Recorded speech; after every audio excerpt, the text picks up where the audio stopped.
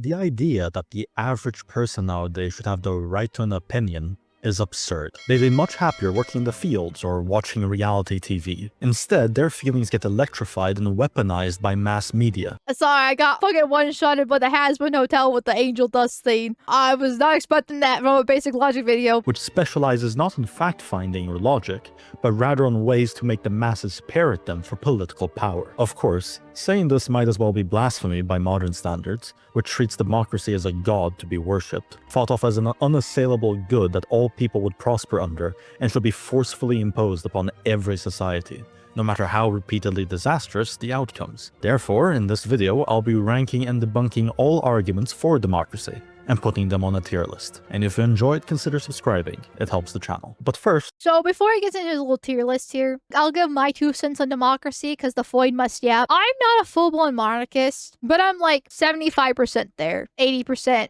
90%. I have a little bit of hesitancy because I don't think monarchy would actually work in the modern world. I think that it would turn into the surveillance state. It would be Big Brother, typical authoritarian nonsense where the dictator comes in and uses modern technology because everything, you're being tracked. There's the flock cameras being propped up all over the place. Your phone signs you in with your facial ID. Your license plates can be tracked. Cookies, you're getting arrested for, memes. And that's going to happen in a monarchy with modern technology. Monarchy worked for hundreds of years because of the distance involved. Because you had the feudal lords kind of keeping to themselves. They would send the tax collector to round up the taxes. But other than that, the villages were self-sufficient, very small communities. Everybody knew each other, and they were all strongly binded by faith. But every single aspect of that has been broken down. No one's religious anymore. Society in general, I should say, is not religious. There's no such thing as community. Obviously, when we did the React swap with the whole math thing, the whole dating market's been broken down completely. Families in general have been broken down.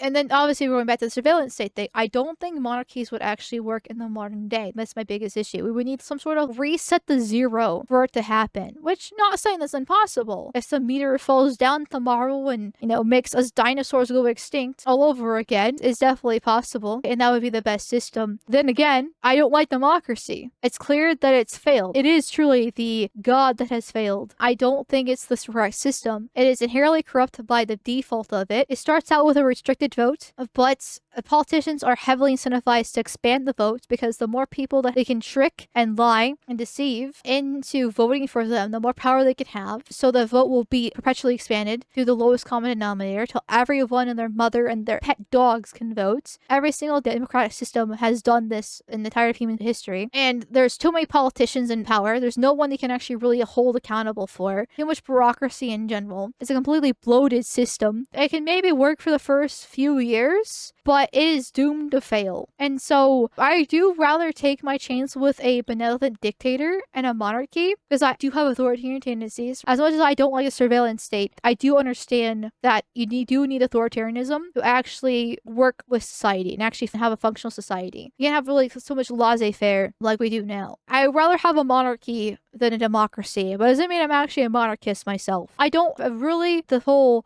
middle of the road centrist stick up my ass position, okay, Tim Pool beanie man thing, as I don't think there's any perfect political system. I really don't think there's any perfect political system, but obviously there's gonna be some better than others. I'm not gonna go for communism or socialism. That's never gonna happen whatsoever, but it's not gonna be democracy either. Just a quick clarification. In seriousness, I'm not fully opposed to democracy itself. Rather, I am opposed to democracy for our modern societies, because voting is a privilege. One that has to be earned and upheld by a people who are able to handle the responsibility of it. As John Adams, a founding father and second president of the US, said about the Constitution, it was made only for a moral and religious people.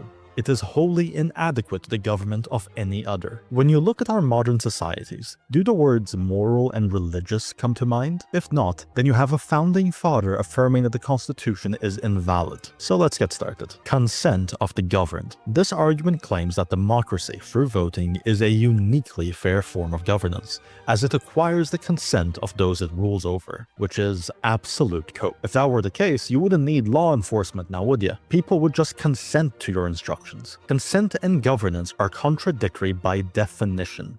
Democratic states are still a form of organized coercion. The only difference is that that coercion is justified by the support of the mob, a bis tier, wisdom of the crowds. This is the belief that To address the consent of the governed thing, clearly that's not working out for the simple fact that no one's happy with the system at hand, and no one's doing anything about it. There's plenty of people like me yapping about the problem, but no one's picking up their pitchforks and doing anything about it. There's a few people actually trying to get involved with politics on a local and even federal level and trying to change it, and kudos to them. But the entire system is rigged against them, as by default of democracy being so bureaucratic, and the purpose of the system is what it does. They'll never actually have a fair fighting chance. Even Trump is basically powerless, and that's why he's focusing on foreign wars instead of the home front. He can't actually drain the swamp because the system is the swamp. Government is the swamp. The only way to solve this problem is to completely dismantle it, and obviously that's going to have some of its own risks. There's no real consent there whatsoever, or else things would have been changing a long time ago. the majority opinion is often the correct opinion. Therefore, let everyone vote on policy. It ignores that most opinions are redundant. In cases of ignorance, a person made to express a preference will parrot whatever position he has already heard. This means in practice, wisdom of the crowds actually means wisdom of the mass media oligarchs, which is why the media has effectively become a fourth branch of government. Yep, and this is why I said earlier about the politicians are incentivized to expand the vote as much as possible. Because the more people they can manipulate, that means the more masses they have control over. That's why the Democrats will always have the blacks, the Mexicans, the gays, and the women. Well, maybe not the women. The white women are actually pretty conservative. They're like 50-50 split on average. But it's still 50% of the women versus 60 to 70% that men are Republicans. So there is obviously that disparity there. They'll still have the misfits, the outcasts, and the more they import, the more illegals they bring in, the more welfare they give to the NWAs, the more power they're going to have. And so therefore, more majority they have to win in the elections, which is why they want to cheat so much. In fact, voters are actually rationally ignorant, as in the system is set up in such a way that being ignorant is the rational choice, because becoming well-versed in politics is difficult work, and one vote will never sway an election. Therefore, the incentive for becoming well-informed prior to voting is effectively zero. Instead, voters will vote for whatever they feel like, and politicians know this, which is why they appeal to emotion, not reason. Get free. It's really easy just to scroll on Twitter and find federal level and international news, things that you basically are powerless and talk about. That's why a lot of people like drama, for example, because it's fake problems where you can just grab your popcorn and kind of laugh at other people suffering without actually having to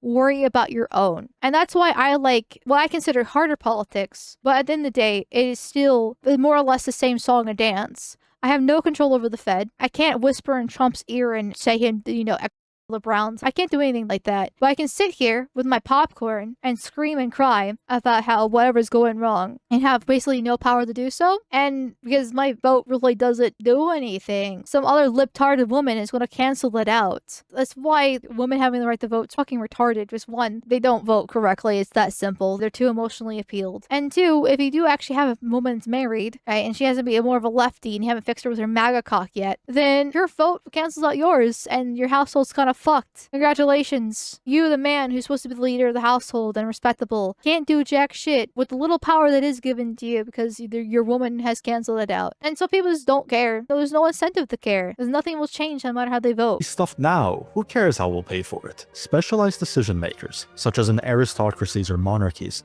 don't have this issue, and are actually better aligned with the long-term survival of their nation, because it is their nation. To get the rationally ignorant masses involved in decision-making is to make decision-making a circus decided by showmanship. NPC tier. It's the worst form of government, except for all others. This quote from Winston Churchill is a cute slogan, but historically illiterate. It was arguably true during Churchill's time. It was not true throughout the centuries. In fact, democracies often devolve into mob rule and cause the downfall of their own societies, in such a way that even a tyrannical dictatorship would have been preferable. It's a pattern of history stretching back to the ancient Greeks. Daddy Hitler, if you can hear me, please, I'll go to Argentina to save you. Please, I love you. That when a populace finds out they can vote themselves gifts from the national treasury as welfare, they do so, unable to stop until their nation goes bankrupt. Not only that, When a discovery is made, politics devolves into which politician is willing to sell the future of their nation the most to give the people now as much as possible. Once this threshold is crossed, I haven't found examples in history of people being able to stop it before it's too late. It's during these periods that de facto monarchies appear to take the reins and try to save the nation if possible. NPC tier. Yeah, it's not great. A lot of these arguments can be defeated by some of the stuff I've already said so far. Like he said about them constantly voting for things that benefit them. That's why they want to expand the vote so much, because the more free shit that they can give the people, the more people are going to vote for them because they want the free shit. But the joke's on them. It's not free, it's from the taxpayer, but if you're not paying taxes, then it's free to you, isn't it? It's just going to be the vast majority of white men that are actually in the workforce and not on welfare paying for it. And we have long hit that stance many decades ago, and it's only just getting worse. One person, one vote is fair. No, it's not. Look at this person. Now look at this person. In what world is it fair that their vote weighs the same? One person, one vote isn't fair. It's equal. But equality is a farce. No two people are equal. Building a political system around a lie to make underperforming kids feel better about themselves in kindergarten will not yield positive results. Abyss tier. Elections replace the violent power struggles. Yeah, with the whole vote being fair part here, yeah, this is not. It goes back to his early argument in the video about how some people are more informed than others about various things, and so there's no incentive to actually learn more. But for the people who do care about politics and do try to pay attention, they are going to be more well-read and more informed just by default. That's literally their qualifier here, right? And it doesn't matter because some Enwa who is 300 pounds overweight with long fucking nails, a weave, and a shit ton of makeup on with a BMW heading to the fucking food bank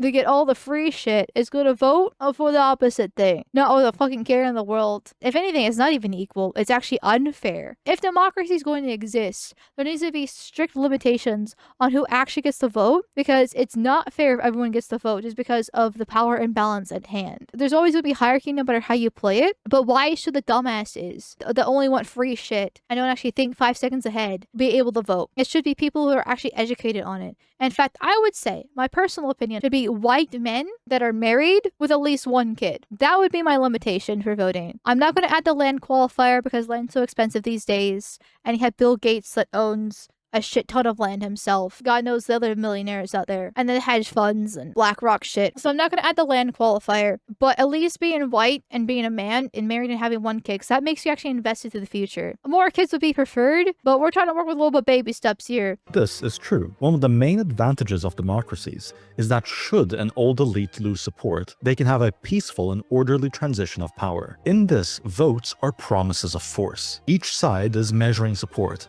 and assumes the side of the most support would win a civil war. So instead of fighting it out, the loser concedes. The issue comes when the votes stop representing actual force. When the weak, or those who don't have a stake in society, vote, it's a deception. Because should a civil war happen, they won't fight. When this deception is exposed, the incentives change, and actually increases the likelihood of violence. Take, for example, a situation where Party A has the support of a well-armed and motivated minority of about 45%. Meanwhile, Party B has a cowardly or apathetic majority of about 55%. In such a system, Party B will always win elections, but Party A will always win civil wars. So how long until Party A decides enough is enough? But it's actually worse than that, because when power struggles happen in monarchies or aristocracies, that's a dispute between the elites in a nation, not the people. The people may suffer, but rarely are they fully mobilized to kill their own countrymen. On the other hand, in a democracy with mass mobilization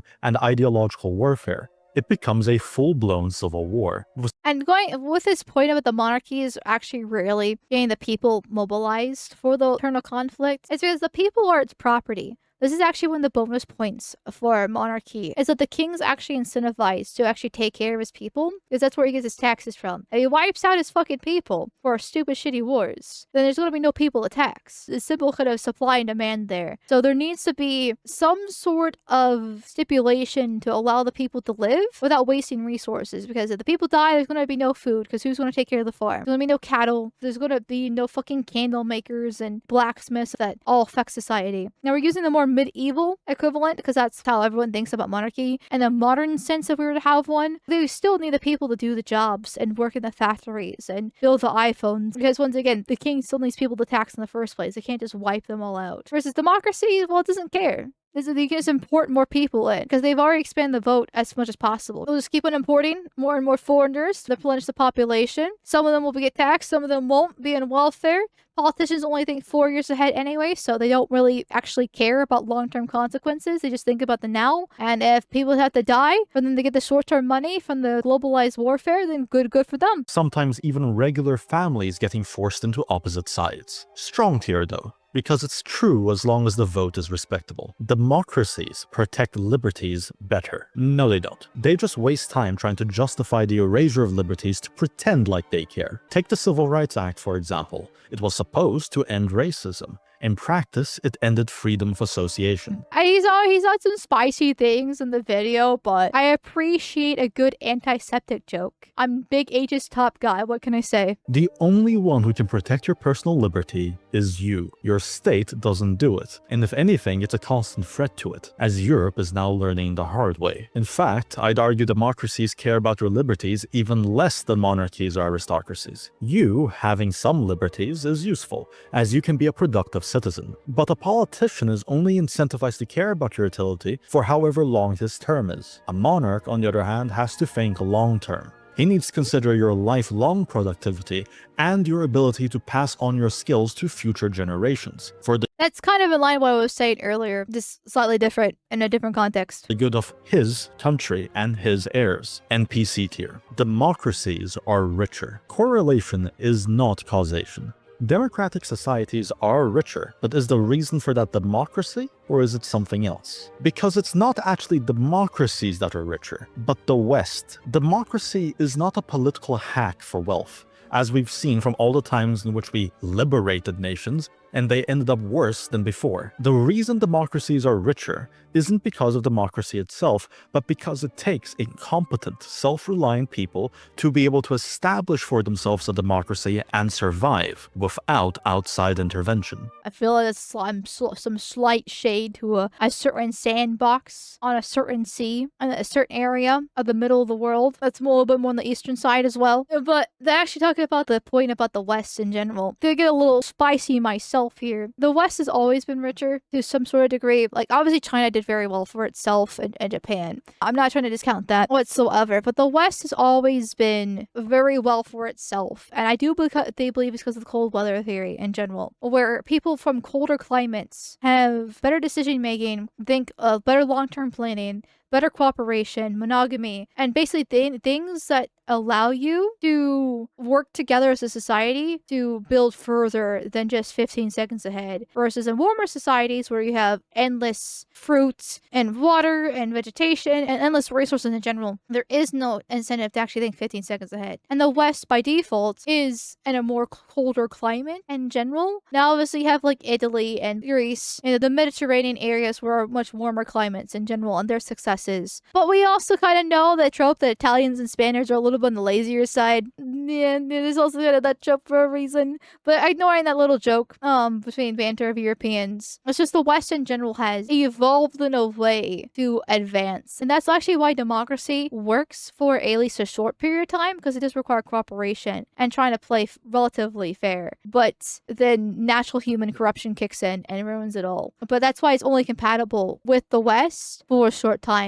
and not with the sandbox that we constantly like to blow up for fun. For themselves a democracy and survive without outside intervention. You can't force success on people. Flawed tier. Democracy, just like any governing system, is a tool, not a god. It works for some people, sometimes. Like any tool, if it's not appropriate for the job at hand, it should be replaced with something better suited. That concludes the tier list. If there are any other arguments you would like to see ranked, please share them in the comments below. That was pretty good video overall. I think its channel name is, basic logic here, right? Where it's very short, truly drawn explanations of things to try to get the main point across. And I think he does it pretty well. It's not the first video I've seen by him. It's nice seeing the anti-democracy stuff kind of rise up. He wasn't going pro-monarchy. He wasn't even trying to make the counter argument. He kind of did to a certain extent, but he basically dropped the monarchy part and basically said, here's a reason why democracy doesn't work. And addressed those points pretty succinctly. So it did the job. Now it's up to you, dear viewer, to figure out if monarchy is actually good, or maybe he'll make a next video because this one just came out. Monarchy.